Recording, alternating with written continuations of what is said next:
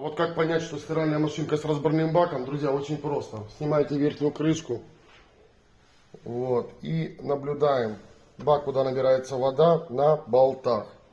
На болтах. То есть заводил подшипник, разобрали бак, поменяли подшипник. Цена вопроса сработает где-то в районе 1000 гривен плюс 1500. И стиральная машинка будет вечная. Данная модель это Hansa, кстати, 10 тысяч. Ну а так стиральные машинки от 8000 разборной бак у нас на сайте. Телефончик сверху. Друзья, до побачення.